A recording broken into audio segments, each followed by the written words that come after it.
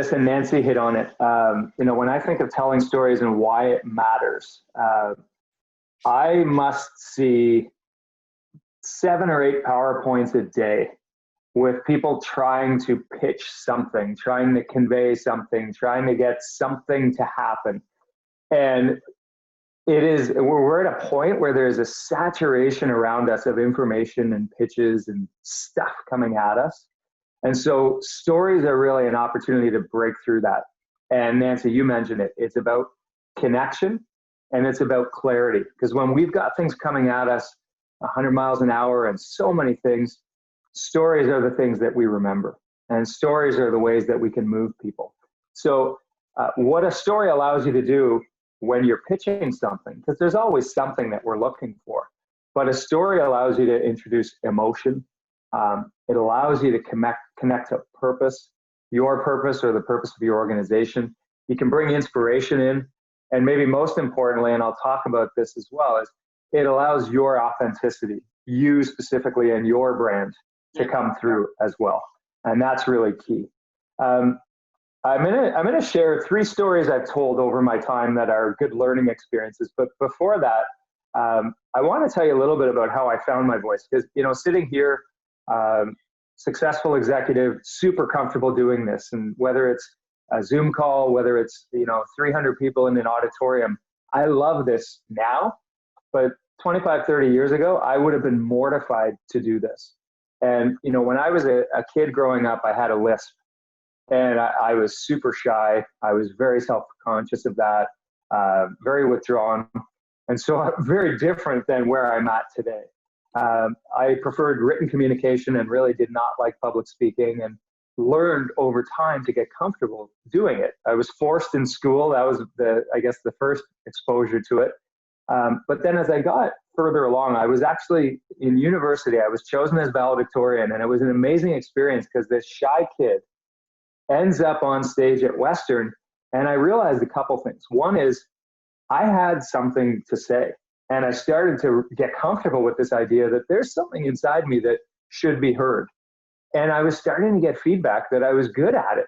And so it became this nice feedback loop of, okay, I have the ability to create impact and to potentially influence those around me, and I've got to do more of it. So when I got into the working world, I started small, and it was sometimes just speaking up in a meeting or a smaller format like this. Now it ends up speaking in front of a whole company, but it just became an iterative process of storytelling where I would learn what worked, I would take the feedback, and I'd continually want to improve. And I looked forward to the next time I could tell a story on a stage with people. And I think what I realized is it's an honor and a pleasure to be able to influence people to do a couple things. One is, if you can impact people to think differently about their world and about how they see things, that is an amazing thing to be able to do, to inspire thinking. And then from thinking comes action. And so when you can inspire action, and this comes in many forms. In a corporate environment, you may be trying to get funding or resources, but in a personal relationship, it may be just trying to help someone move forward in their life.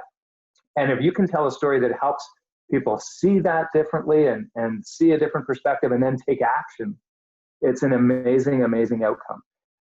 What I have found is it's also great because, at least for me personally, I love to see people unlock their potential and their voice, whatever that is.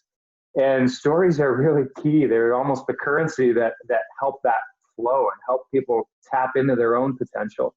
And it's incredibly inspiring and gratifying when I get to see that happen. And if I play a small part in inspiring it through a story, I love those moments. So that's really central to what I care about. And I would say now, as a leader of a company, it's central to the culture that I've tried to create at Adidas. And as Nancy invited me to this, I thought, okay, what are some stories that I have told, and what have I learned in telling those stories? And first of all, one thing is, I'm a board member of the Terry Fox Foundation right now, and I've done fundraising around cancer for 10 years.